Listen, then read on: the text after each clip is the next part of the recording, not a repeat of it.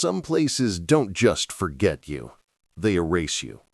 And in the winter of 2009, 6 American soldiers walked into a forest in Bavaria, and the forest never let them leave. My name is Marcus Webb. I was a staff sergeant in the U.S. Army, stationed at Rose Barracks in Vilseck, Germany. What I'm about to tell you happened 15 years ago, but I still wake up some nights with the taste of pine needles in my mouth and the sound of static in my ears. It was February 2009. Cold. The kind of cold that makes your teeth ache when you breathe. We were conducting routine patrol training exercises in the Grafenwöhr training area. Thousands of acres of Bavarian forest that the U.S. military had been using since the Cold War. Most soldiers hated winter exercises. I didn't mind them. There was something honest about the cold. It didn't pretend to be anything other than what it was. Our company had been divided into smaller units for a navigation and communication drill, standard stuff. Each patrol unit had 6 soldiers, GPS equipment, radios, and a set of coordinates to reach within a 12-hour window. The exercise was designed to simulate operating in unfamiliar terrain with limited visibility. I was leading Unit 4. My team consisted of 5 others. Private First Class Danny Ortiz, a kid from El Paso with a quick smile and quicker hands on a radio. Specialist Jennifer Koss, sharp-eyed and quieter than most, originally from Oregon. Corporal Jimi Hendricks, built like a bear and twice as stubborn. Private Sean Mallory, the youngest at 19, always cracking jokes to cover his nerves, and Sergeant First Class Robert Haynes, my second in command, a 15-year veteran who'd seen action in Iraq and didn't talk much about it. Unit 3 was led by Lieutenant David Brennan, 28 years old, West Point graduate, good officer, not the kind who treated enlisted like machines. His team included Sergeant Kyle Morrison, Specialist Amanda Cruz, Private First Class Tom Yates, Private Eric Johansson, and Corporal Maria Santos. We started the exercise at 0600 hours. The sun hadn't risen yet, and the forest was a wall of black shapes and gray mist. Our breath came out in clouds. The snow was fresh, about 8 inches deep, with an icy crust that crunched when you broke through it. Ortiz said, his voice crackling through our headsets, "Radio check. Unit 4 to command. Radio check. Over." "Command copies, Unit 4. You are go for exercise. Check in every 2 hours. Command out." "All other units, this is Unit 4. Sound off," Ortiz continued. One by one, the other units confirmed. Unit 1. Unit 2. Unit 3, Lieutenant Brennan's voice, calm and professional. Units 5 and 6. "All right, people," I said, adjusting the straps on my pack. "Standard wedge formation. Koss, you're on point. Hendricks, rear security. Let's move." The forest swallowed us within minutes. That's the thing about German forests. They're old. Not old like a century. Old like they remember things from before there were countries, before there were names. The trees were mostly pine and fir, their branches heavy with snow. Every so often you'd see a birch, white bark standing out like bone against the darkness. We moved quietly. The only sounds were our boots in the snow, the creak of our gear, and the occasional snap of a branch in the distance. No birds. I remember thinking that was odd. Even in winter, you usually hear something. 2 hours in, we stopped for our first radio check. Unit 4 to command, at Checkpoint Alpha, all personnel accounted for, weather conditions stable, visibility approximately 50 meters. Continuing to Checkpoint Bravo, over. Copy that, Unit 4, good work, command out. "All other units, this is Unit 4, sound off," Ortiz continued. One by one, the other units confirmed. Unit 1. Unit 2. Unit 3, Lieutenant Brennan's voice, calm and professional. Units 5 and 6. "All right, people," I said, adjusting the straps on my pack. "Standard wedge formation. Koss, you're on point. Hendricks, rear security. Let's move." The forest swallowed us within minutes. That's the thing about German forests. They're old. Not old like a century, old like they remember things from before there were countries, before there were names. The trees were mostly pine and fir, their branches heavy with snow. Every so often you'd see a birch, white bark standing out like bone against the darkness. We moved quietly. The only sounds were our boots in the snow, the creak of our gear, and the occasional snap of a branch in the distance. No birds. I remember thinking that was odd. Even in winter, you usually hear something. 4 hours in, we stopped for our another radio check. Ortiz keyed the radio. Unit 4 to command. At Checkpoint Bravo. All personnel accounted for. Continuing to Checkpoint Charlie. Over. Copy that, Unit 4. Command out. Unit 4 to all other units. Sound off. Unit 1. All good. Out. Unit 2 sound off. Unit 2. Cold as hell but making progress. Out. Unit 3 sound off. Silence. Ortiz tried again. Unit 4, this is Unit 4, radio check. Lieutenant Brennan, do you copy? Static. Unit 3, respond. This is Unit 4, requesting immediate response. Over. Nothing.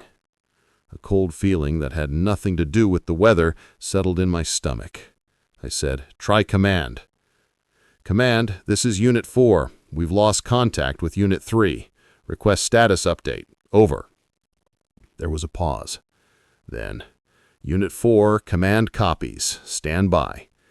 We stood there in the snow, breath steaming, while command tried to raise Unit 3 on their end. The forest around us was absolutely silent. Even the wind had died down. Command came back on. Unit 4, command cannot establish contact with Unit 3. Their last check-in was at the 2-hour mark. Last known position was grid reference. They gave us coordinates. Unit 4, you are closest to their last known. Alter your route and attempt to locate Unit 3. All other units continue your exercises. This is probably just equipment failure, but we're not taking chances. Command out. Equipment failure, Hendricks said. Right. Could be, Haynes said, but he didn't sound convinced. Radio batteries die, GPS units glitch, happens. All of them at once? Koss asked. I pulled out my map and marked Unit 3's last known position. It was about 2 clicks northwest of us, deeper into the forest. Change of plans, I announced. We're going to find them. Ortiz, keep trying to raise them every 15 minutes. Koss, adjust our heading. Let's move fast, but stay sharp.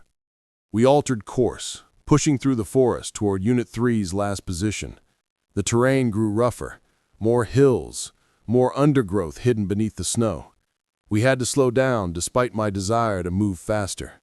30 minutes later, Koss raised her hand. We froze. What is it? She whispered. She pointed. Ahead, through the trees, there was something that didn't belong. A shape. Unnatural. We approached cautiously, weapons ready, even though this was a training exercise and we carried no ammunition. Old habits. It was a structure. Not a building exactly, more like a ruin. Stone walls, maybe 10 feet high, covered in moss and ice. No roof. The stones were old, dark gray, fitted together without mortar in a style I didn't recognize. It wasn't marked on our maps. What the hell is this? Mallory breathed. Some kind of old foundation, Haynes said. Could be from World War II, maybe older. The structure was roughly circular, maybe 30 feet across. There was a single entrance, a gap in the stones just wide enough for a person to pass through. Inside, the snow was disturbed, lots of footprints. Multiple people were here, Koss observed, recently. I counted the tracks. That's 6 sets. That's Unit 3. They came in, Hendricks said, following the prints. But Sarge, I don't see where they came out. He was right. The snow inside the structure was heavily trampled, but there were no tracks leading away from it, just the ones coming in through the entrance we stood at. They must have left, I said. Maybe they went out a different way and it got covered by snow. But even as I said it, it didn't make sense. The snow had stopped falling hours ago. Sergeant Webb, Ortiz called from behind us. His voice was tight.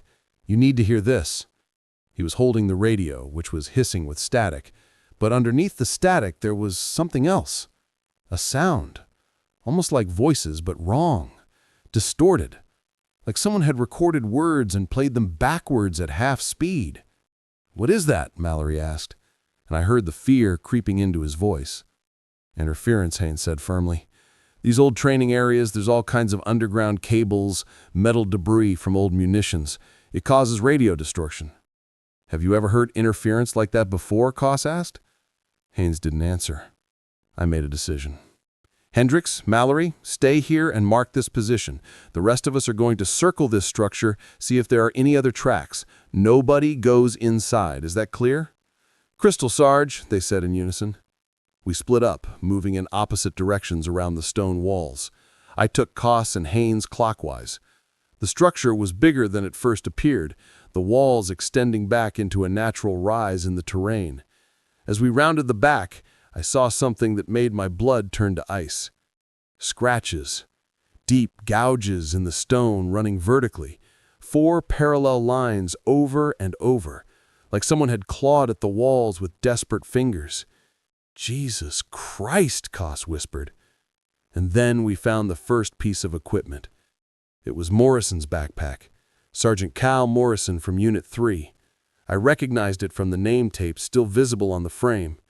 It was lying in the snow about 15 feet from the back of the structure, contents spilled everywhere. MREs, spare socks, a paperback novel with a cracked spine. "He wouldn't just dump his gear," Koss said. "Not Morrison. Guy was meticulous." "Unless he was running," Haynes said quietly. I keyed my radio. "Hendricks, Mallory, stay alert. We found something. Coming back around." When we regrouped at the entrance, I showed them the pack. Mallory's face had gone pale. "We need to call this in," he said. "This isn't equipment failure. Something happened to him." "We don't know that," I said, but my voice lacked conviction. "They could be nearby. Could be they had to ditch some gear because of, I don't know, an injury." "Then where are they?" Mallory demanded. "Where are their tracks?" "Sergeant Webb," Ortiz called from behind us. His voice was tight. "You need to hear this." He was holding the radio, which was hissing with static. But underneath the static, there was something else. A sound. Almost like voices, but wrong. Distorted. Like someone had recorded words and played them backwards at half speed. "What is that?" Mallory asked. "It's interference," Haynes said firmly. "It's just interference. Don't let it get in your heads." But I had heard it. We all had. And it sounded like desperation. I made the call. "Command, this is Unit 4. We've reached Unit 3's last known position. We've found a structure, not on our maps. We've located equipment belonging to Unit 3, but no personnel. Recommend immediate search and rescue deployment. Over." The response was immediate. "Unit 4, describe structure." I did, as best I could. There was a long pause. "Unit 4, command advises immediate withdrawal from that location. Mark your GPS position and return to base. Search and rescue will deploy from command. Do you copy?" "Command, we copy, but..." "That is a direct order, Staff Sergeant. Withdraw now. Command out." I looked at my team. Hendricks was frowning. Koss looked confused. Haynes was staring at the stone structure with an expression I couldn't read. "You heard the man," I said. "We're moving out. Mark this position and let's..." "Sergeant!" Mallory shouted. "Look!" He was pointing at the entrance to the structure. In the shadows just inside the threshold, something was moving. We all saw it. A shape, human-sized, swaying slightly. My hand went to my empty weapon out of instinct. "Lieutenant Brennan," I called out. "Unit 3, identify yourself." The shape moved forward, into the light. It was Amanda Cruz, Specialist Cruz from Unit 3. But something was wrong with her. She was moving slowly, mechanically, like her joints didn't quite work right. Her face was blank, eyes unfocused. She took one step out of the structure, then another. "Cruz," I said, carefully approaching her slowly. "Specialist Cruz, are you injured? Where's the rest of your unit?" She opened her mouth. That sound came out, that static voice from the radio, but now coming from her throat. Words that weren't words. She raised her arm, pointing back at the structure. And then she collapsed. We rushed to her. Koss got there first, checking vitals. She's breathing. Pulse is weak but steady. She's hypothermic, I think. And look at her hands. Cruz's hands were a ruin. Fingers bloody, nails torn, the same claw marks we'd seen on the stones. "We need to get her out of here," Haynes said. "Now." I agreed. "Hendricks, Mallory, get a stretcher out. Ortiz, tell command we have one survivor, needs immediate medvac. Koss, Haynes, help me with—" Cruz's eyes snapped open. She grabbed my wrist with impossible strength. "Don't go in there," she whispered, her voice her own now, raw and terrified. "Don't go in. They're still inside, but they're not them anymore. It changed them. The sound changed them. The walls were listening, and then the walls were speaking, and then we couldn't find the door. We couldn't find the door even though we could see it. We walked and walked and walked, but we never reached it. And they started to change. They started to sound like the static, started to move like the static. Don't go in there. Please, please don't go in there." And then her eyes rolled back, and she passed out again. "Get her on the stretcher," I ordered, my voice shakier than I wanted. "We're leaving, right now." We worked fast. Cruz was light. And even with the stretcher and rough terrain, we made good time moving away from that structure. Behind us, the stone walls seemed to watch. The forest had become even quieter, if that was possible. Ortiz was in constant contact with command. They had a helicopter en route for Cruz. They were also sending a full search and rescue team to the structure. But they kept insisting we withdraw. Something about the area, something about previous incidents. Ortiz couldn't get clear answers. We were about half a click from the structure when Cruz woke up again. She started screaming, not words, just raw sound, thrashing on the stretcher so hard we had to set her down. "Hold her!" I yelled. "She's going to hurt herself!" But she wasn't trying to hurt herself. She was pointing back at the structure, pointing and screaming. And that's when we saw them. 5 figures. Moving through the trees, moving toward us. Walking in perfect synchronization like puppets on strings. Even from a distance I could see they wore Unit 3's gear. Lieutenant Brennan, Morrison, Yates, Johansson, Santos. But the way they moved, the way they held their bodies, it wasn't right. "Unit 3, I called out, even though every instinct was screaming at me to run. "Lieutenant Brennan, identify yourself." They didn't respond. They just kept coming. Steady. Mechanical. Their faces were visible now in the gray light. Blank. Empty. Moving mouths, but no sound. No. There was sound. That static sound growing louder. "We need to go," Haynes said, his voice level but urgent. "Right now, Sergeant. We need to go right now." "Agreed," I said. "Pick up the stretcher. Double time. Move." We ran. As much as you can run through snow with a stretcher in full gear. Behind us, the 5 figures maintained their steady pace, never speeding up, never slowing down. But somehow, they were keeping up. The static grew louder. Cruz had gone silent, staring back at the figures with tears streaming down her face. "They're gone," she whispered. "They went in, and they didn't come out. These things came out instead, wearing their faces, using their names, but they're not them. They're not them." "Shut up and save your strength," Koss said, but her voice was gentle. My radio crackled. "Unit 4, command. Helicopter is inbound. 2 minutes to your position. Pop smoke." "Copy that, command." I grabbed a smoke grenade from my belt and pulled the pin. Dropped it. Purple smoke billowed up through the trees. The sound of the helicopter was the most beautiful thing I'd ever heard. Heavy rotors cutting the air. A UH-600 Blackhawk dropping into a small clearing ahead of us. 2 medics jumped out as we broke through the tree line. "We have 1 survivor," I shouted over the rotor wash. "Severe hypothermia, possible psychological trauma. But there's more. There's 5 others there." "We know, Sergeant," one of the medics said. His face was grim. "Get your team on board, now." But the others? "No, Sergeant, that's an order." I looked back.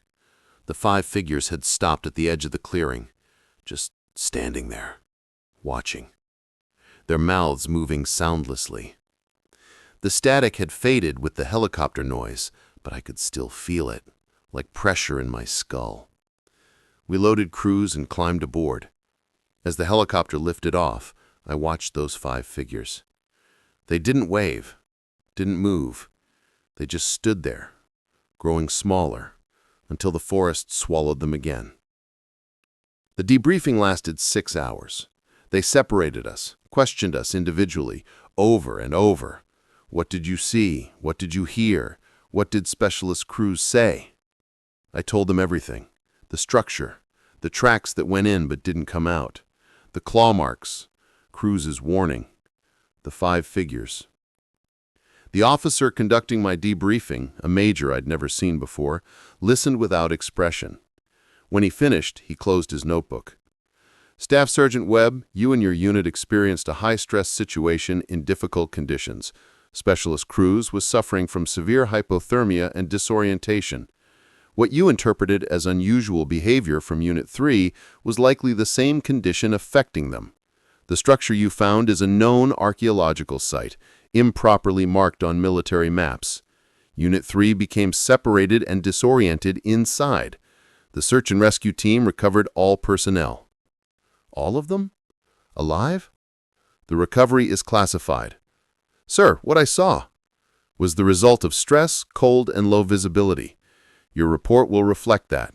Your service record will not be affected. This matter is closed. You and your unit will report back to regular duties tomorrow. Dismissed." I tried to see Cruz in the hospital. They told me she'd been transferred to a facility in the States. I tried to contact Lieutenant Brennan's family. I couldn't find them. I tried to search for information about that archaeological site. Nothing. 2 weeks later, my entire unit received transfer orders. All of us, different bases, different units, scattered across Europe and the continental U.S. When I asked why, I was told it was routine force restructuring. I've been out of the Army for 8 years now. I still keep in touch with some of my team. Koss works as a park ranger in Montana. Hendricks runs a gym in North Carolina.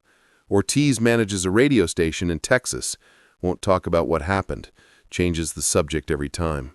Mallory did 2 more tours, then got out. Last I heard, he was living off-grid somewhere in Alaska. Haynes died 3 years ago. Heart attack, officially. But his wife told me something at the funeral. She said in his last months, he'd wake up screaming about walls that listened, about voices in static, about people who looked right, but moved wrong. I've searched for any record of that training exercise. The official logs show nothing unusual. All units completed their objectives successfully. No incidents reported. But 6 months ago I found something. A blog post from a German hiker who'd gotten lost in Grafenwöhr. They'd stumbled on a circular stone ruin, taken photos before their phone died.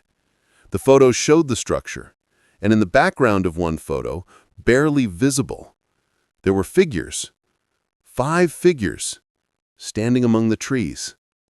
The hiker's caption said, "Strange sculptures or art installation. Whoever created these captured an unsettling quality. They look almost human." I zoomed in on that photo until the pixels broke apart. Those weren't sculptures, and they were looking at the camera. I still don't know what that place was, or what happened to Lieutenant Brennan and his team inside those walls. The official story says they all made it out fine, reassigned and moved on with their lives. But I know what I saw. I know what Cruz said. I know that 5 people walked into that structure, and whatever walked out wasn't them anymore. Sometimes, late at night, my radio picks up strange interference, almost like voices, almost like they're trying to tell me something. I never listen for long.